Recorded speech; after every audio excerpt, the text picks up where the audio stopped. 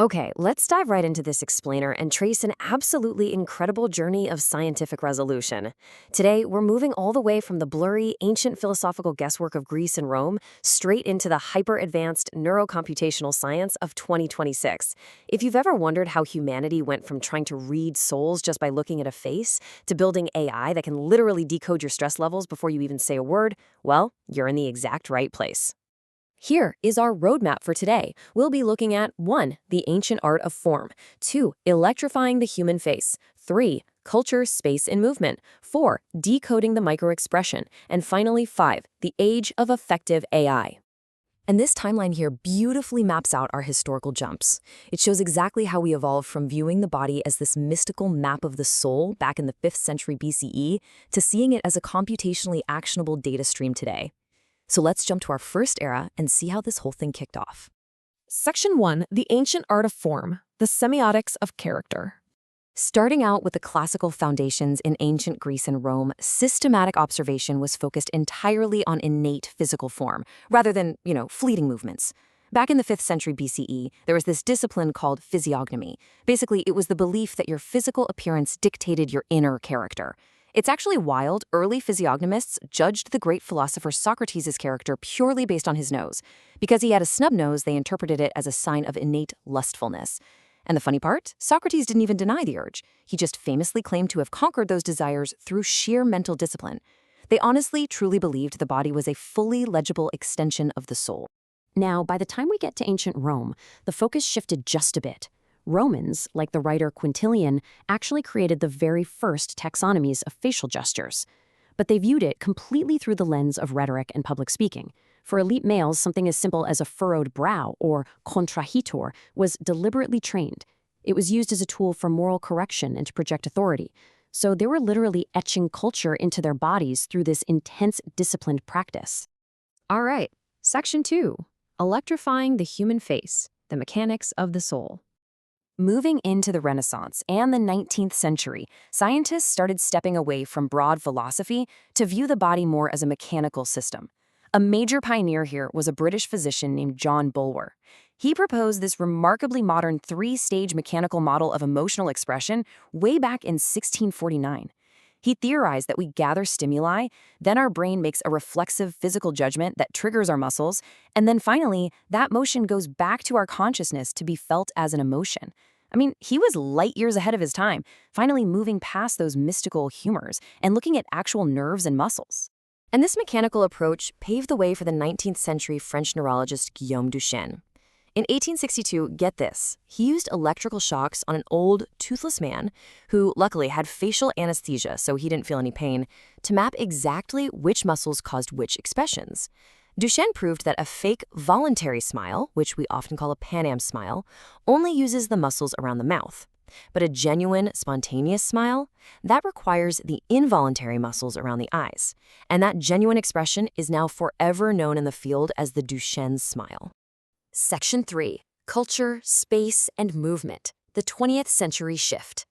Shifting gears into the 20th century, researchers really started to debunk the idea of a single, innate biological language.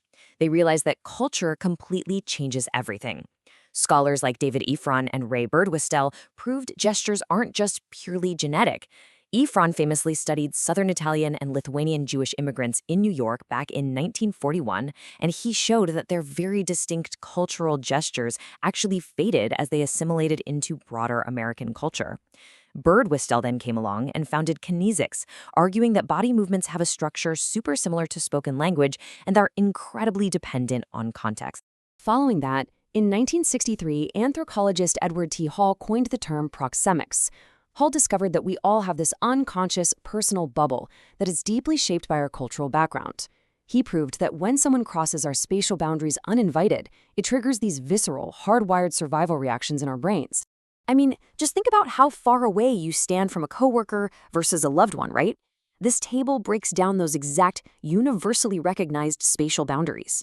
Intimate space is incredibly close, allowing for high sensory input, while social space keeps us comfortably at about 4 to 12 feet apart.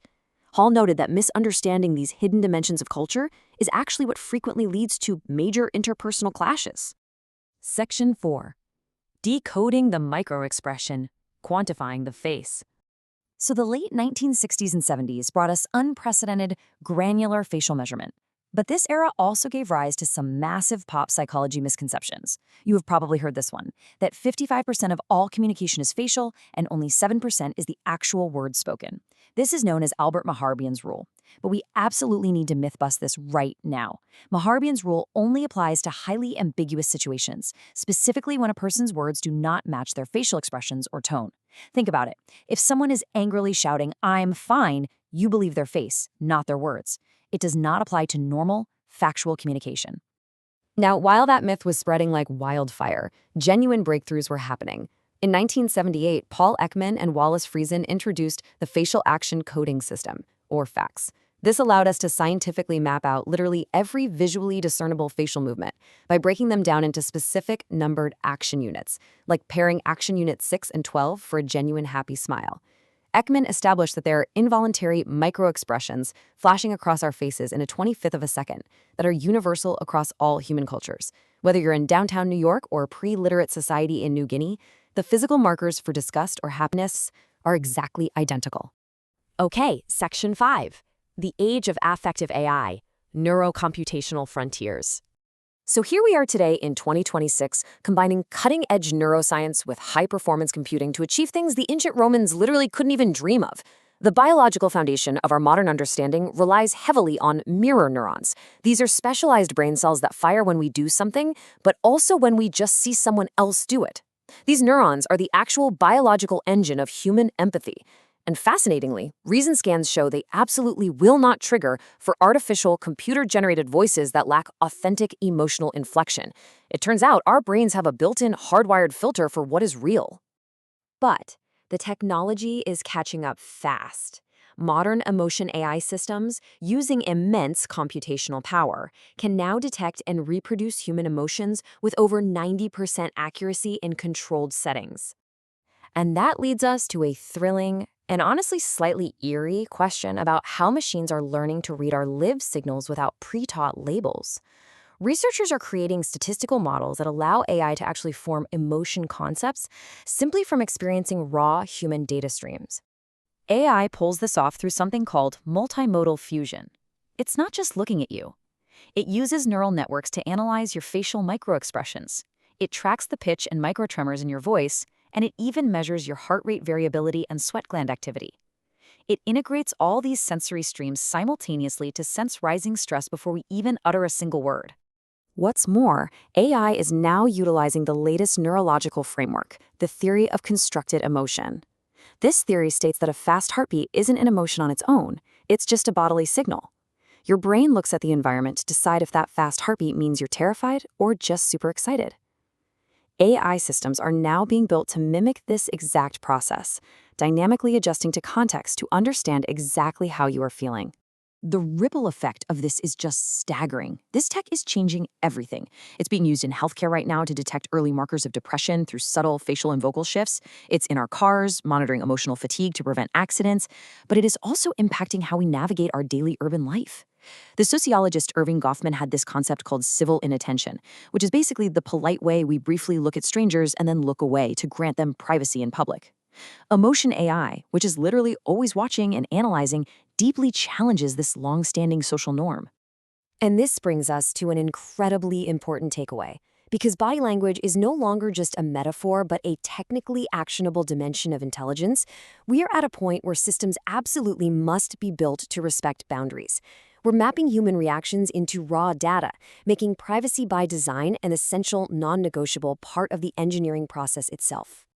I want to leave you with this provocative thought to consider the next time you find yourself interacting with the digital world. If our physical tells, our heart rates, our microexpressions, even the dilation of our pupils, are constantly being broadcast and perfectly analyzed by machines, what happens to the privacy of our own emotions? Thank you so much for exploring the evolution of body language with me in this explainer. Keep learning and keep asking questions.